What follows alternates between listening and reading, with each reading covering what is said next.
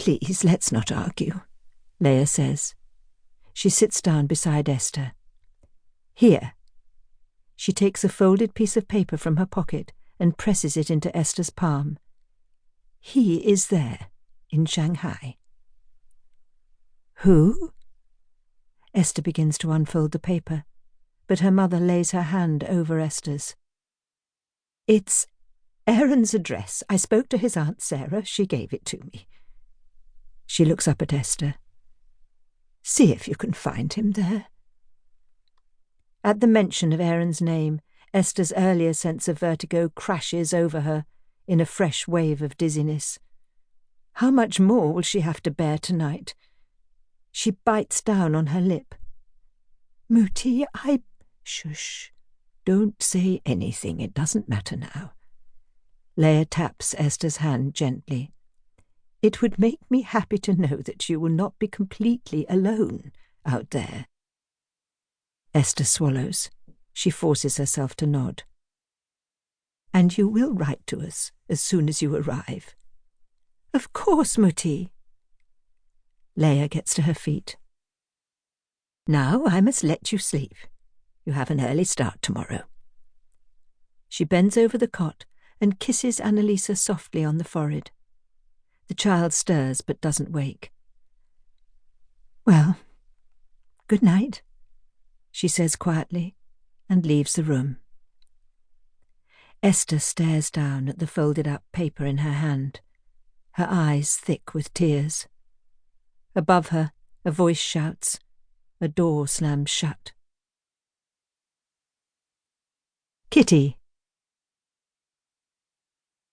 Kitty Bloom uses the nail scissors to cut a small opening in the pad.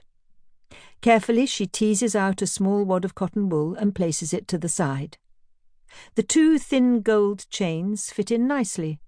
The string of pearls, her mother's, is trickier. She works the pearls along the inside of the towel with the tips of her fingers until they are positioned more or less evenly. When the cotton wool is back in place and the opening stitched up, she adds a few drops of red ink to the surface of the towel and hooks it onto the sanitary belt. It will be uncomfortable, but best not to take any chances.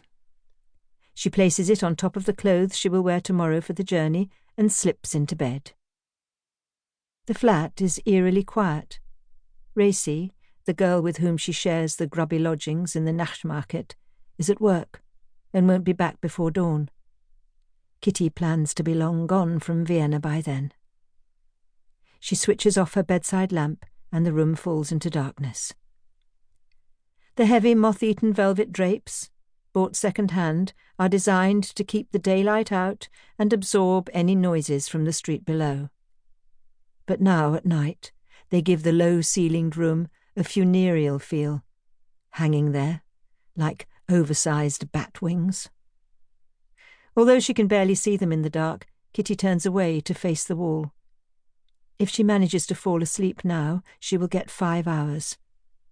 Her train leaves from Vienna Südbahnhof at 6:15 in the morning, and then it will be another grueling 12 hours before the train arrives in Genoa. She closes her eyes, but despite her tiredness, it is as though her eyelids are on a spring, and it costs her more effort to hold them closed than to let them slide open. As she lies there, the faint ticking of steam in the pipes, the only sound in the room, the last few days' excitement drops away in the musty dark and is replaced, very suddenly, by a gripping anxiety. She has never been further than Salzburg in her life, and now she's about to embark on a journey halfway across the world. Her breathing quickens, and she feels slightly sick. She's never coming back. She draws her hands up beneath her face. Her nails are freshly painted, and the sharp smell of polish still lingers on them. She tries to pull back her thoughts. There's nothing here to mourn for, she tells herself firmly. She thinks of the telegram from Vitali, informing her he'd secured passage on the SS Conti Biancamano. It's happening. It's really happening. She'd expected to have to wait another month at least.